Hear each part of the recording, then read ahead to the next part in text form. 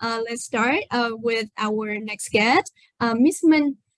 She respects all living forms and believes they all come to us with a purpose. And Cambria is happy to have you today to share about your journey with pets. I would like to invite Miss Minh to share more with us the topic, some thoughts about pet companionship.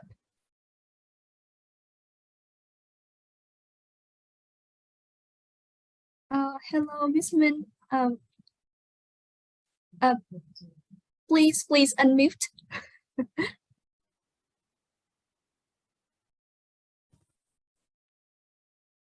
Okay, sorry. Yeah, hello. Okay, I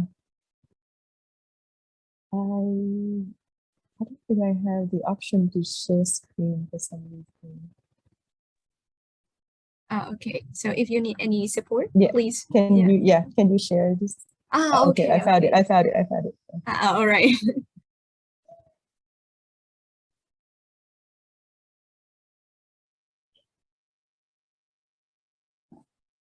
Okay, can you see my screen? Yeah.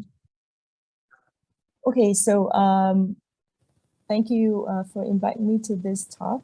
It's been very enjoyable for me, and especially thanks the two leaders for sharing your great story and how you take care of your pet. So my presentation would be mostly involved about the emotional and psychological aspect of when having pet.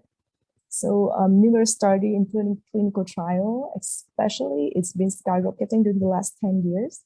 People found that having pet or having a companionship, ownership of pet, or simply go to somewhere to interact with a pet, it can help these things. First is to reduce your stress. Second is help to improve the quality of life of people, especially with chronic illness such as cancer, dementia, and a lot of different neurological diseases, such as mentally challenged children or children with inborn neurological disorder. And also it can help to improve the quality of life of people during challenging times, especially during COVID time. There's been a lot of researches how pet help to reduce the stress during that isolation. Another special time was during the perinatal perinatal period, where the mentality of the mother has a lot of changes, and having pet can help to reduce those stress and ease or smoothen the changes. Also during depression, loneliness, or when you just lost one of your loved ones.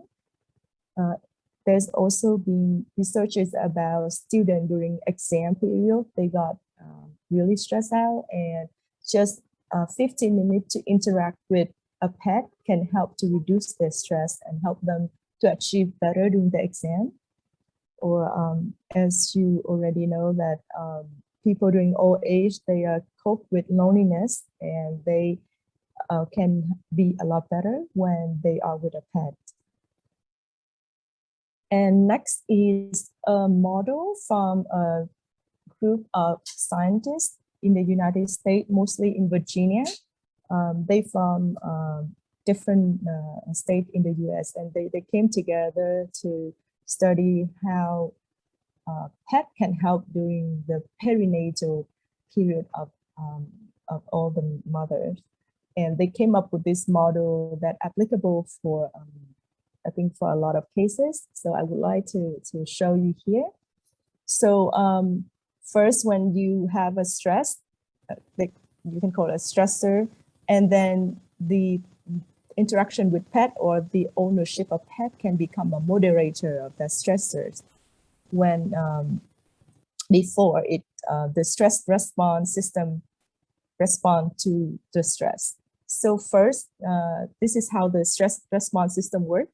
They would either filter or amplify the threat versus safety, and then they activate the stress response system. And then they came up with a coping methodology. And then when it's solved, either the stress will be down regulation, or if it's not solved, it will continue to be activated. these after these stress responses, we would have they would induce the psychological, neurological, and immunological moderator to be activated in the next step, which eventually affect your mental and physical health. And it's come in a loop. Your mental and physical health would come back and is feeding the stressors. So as you can see, the human and animal interaction play an essential role over there as the mediator of the stressors before it reach the stress response system. Okay, so the next question I would like to pause here is, can social robots create similar effect? So within the last 6 years, the research on social robots on human well-being has been skyrocketing as well. And the answer is a maybe. So it's not 100% clear because of many drawbacks from the design of the robot, and also the a lot of factors that take into account of the social economy system and the well-being of the person participated in the research. So it's still not 100% clear, but it's a maybe. And the need is very strong among the aging group.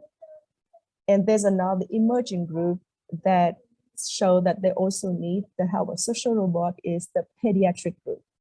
So I'm just showing off here three research related to the aging group, and the last one from the pediatric group.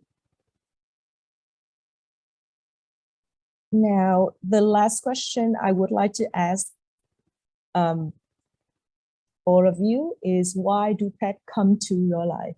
Why did you have pet? And we can share our thought later in our discussion. And first here, I'm just gonna share the thing that I've come to acknowledge.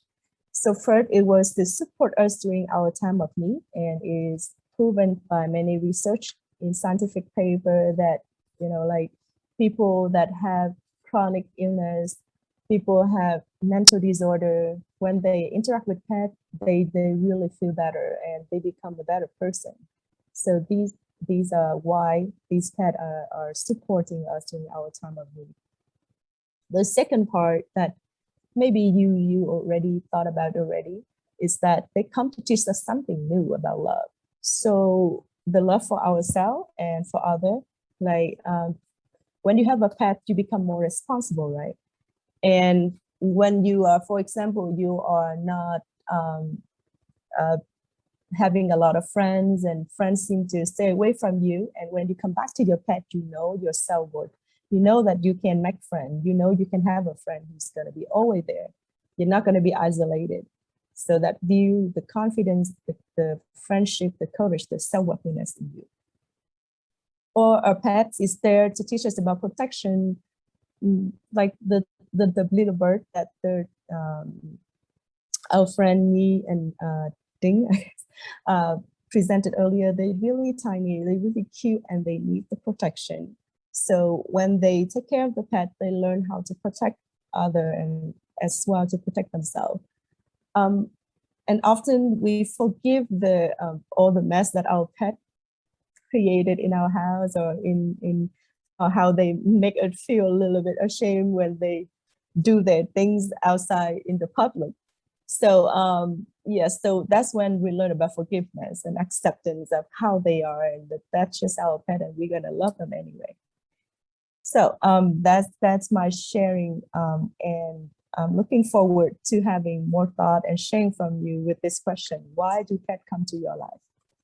And that's it for my talk today. Thank you for listening. Yeah,